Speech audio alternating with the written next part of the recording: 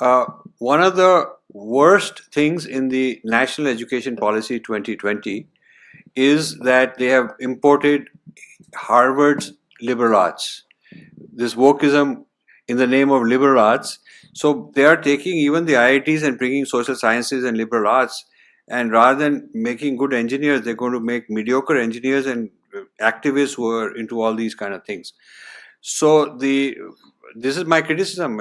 Actually, people think that NEP is great and all that. Maybe for STEM they're trying to do things, and for the as far as their policy on liberal arts is concerned, there is not any investment in developing Indian models of liberal arts, Indian theories, Vedic theories of social sciences, Vedic theories of there is. I don't see that. I see that when you say that you have to do liberal arts, those people are going to open the floodgates to more of these Harvard type people coming in. And so what you're talking about wokeism is being brought in by the Indian NEP. And I was also shocked that NCRT put out a training manual on gender with this whole absolute copycat of LGBTQ activism. I mean, I have no bias against LGBTQ people. I think they are wonderful people. I have a lot of friends in that organization. But I feel that you don't have to dismantle Hinduism and attack Hinduism. In the introduction to this book, we've had a testimony from a Hindu woman who has written. She's in LGBTQ in the United States, Indian Hindu woman, that her experience is that joining their version of LGBTQ required her to denounce and give up Hinduism as a precondition, because that was required. She could not be both. And she decided that she'd rather be Hindu and not be part of their organization and practice her whatever she wants within the context of Hinduism. So there is all this wokeism is also deeply anti-Hindu and anti-Indian nation state. And so when NCRT brings in such a thing, they're just completely stupid. And so a lot of people protested, and then they said, okay, we won't do it. But that shows their mentality. They're not even aware of what they're doing. I think this HRD ministry needs a whole education. They need to be educated, actually, before they can educate the country. They're miseducating. The other institution is Indian Council of Cultural Relations. They are the international body of Indian culture. The Nehru Centers report there. The culture attaches report there. And I interact with them. Now, I must say, Dr. Sahasrabuddhe, who is the head of that, is a minister, is the head of the ICCR, very decent man. And on the one hand, they gave me this award. This June, they gave me this award as Indologist of the Year or something like that in the Indian consulate in New York. So on the one hand, I felt, okay, they are recognizing. But on the other hand, besides this ceremonial thing, as far as the content is concerned, zero interest and zero appreciation. So I don't need an award for myself. I would rather that they help the cause. How facilitate us our work is a better award than recognizing an individual. So I think that they are really not strategic people. Neither HRD nor ICCR. And the strange thing is, Ministry of External Affairs got Jaishankar, who's a very smart guy. For a change, we've got a person who really stands up and speaks. But he needs to be backed with a whole research cell. And there is no insight into, once Indian Consul General in New York was going to Harvard many years ago, and he was a friend of mine. He had come and spent time in my house and wanted to understand the landscape, and I told him about all the problems. So when he was going to Harvard, he called me from his limo. He said, I'm going to Harvard, and both Yevo, I'm the chief guest, Falana, and so give me some points, what I should say. And it was a nice sounding topic for the conference. So I said, but tell me who else is invited, who else will be on the stage. So he said, I don't know, but let me just tell you. And he read out those names. So I said, listen, this fellow is a Khalistani. This fellow is a Kashmir separatist. And I told him the background of all those people. I said, they will get you and make an embarrassment out of you. And they will, in fact, that's exactly what they were going to do. So he got so scared. He called up his office and they verified because I gave him some links and some background. They had not done any homework, and he turned back and said, "I'll call in the emergency and not show up."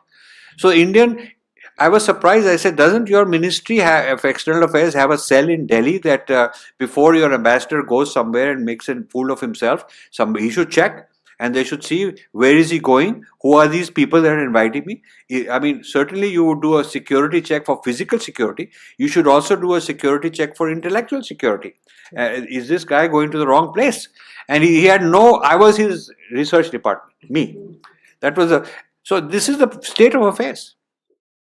I'm a little confused, Mr. Malhotra, quite honestly. You paint a very sinister picture of some of the most prestigious educational institutions, whether they are in the West or in India. You paint even a more dismal picture of the entire government in India, that none of our departments know anything about what they are doing. They are completely... No, I didn't say that none of the departments know anything they're doing. Please, I can quote all your words. Yeah. Okay, you have a very low impression of the intellect of Indians also. You say these are Jugadu people, they have very low intellect people, and this is your 9th book, sir. Yes. This is not your first book. Okay. And if things are so bad, if we are such bad, even our billionaires, you question their ability to understand what's going on. The only person I've heard you say a good thing about is Jaishankar, who's a former colleague of mine. And so, given this dismal situation, okay, in this country where there's only one person called Jaishankar who deserves some kudos from you, why are you trying? You should give up. We are meant for this. We are such bad people. We have no good ministries. We have no good billionaires. We have no good human beings. We are Jugadu people. We go to the West just to get our kudos and get some white guys hug. We don't understand anything of what's going on. Yeah. Why are you wasting your time? So should I answer it, or should I answer the question, or you don't need an answer? Okay, thank you very much. So why am I doing it is because it's my right to do what I want to, and I'm doing it because I like to do it. That is my right. It's none of your business. You don't have to do it. I am doing it, and I'm not stopping you, sir, from writing your book. And wait a second. You made a statement. Now let me answer it. I asked you, do you want an answer, or you just want to make a statement? So why the answer to the question why I'm doing it is because none of you are right to tell me what I should do. Just like I'm not asking you what to do or not to. You can write your book and criticize anything you want. I have no problem, sir. Now, as to the statement about the premises you are making are wrong. The premises that you are making that nobody here is right except Jai Shankar. May I answer? May I say it? May I say it? I didn't say everything that everybody does in every ministry is wrong. I didn't say that. I have criticized, but let us check.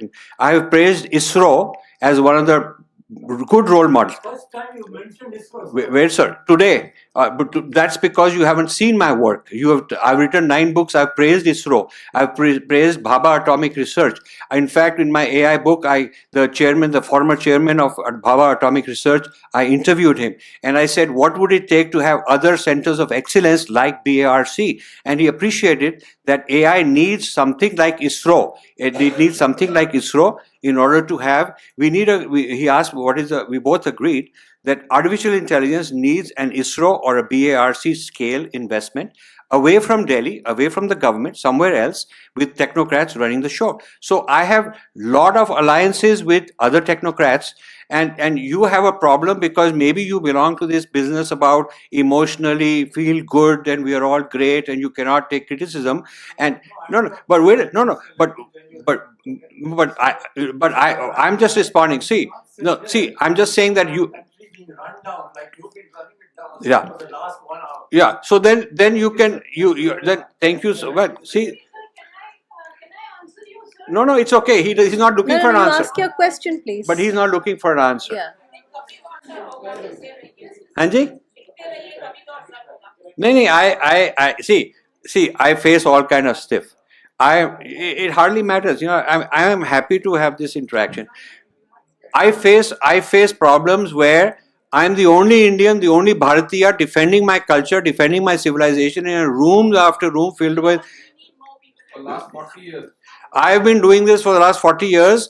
If I show you where all I've been, standing in a room where I'm the only non-white and defending my culture, this guy doesn't know what have we been doing. He has no idea what he's doing.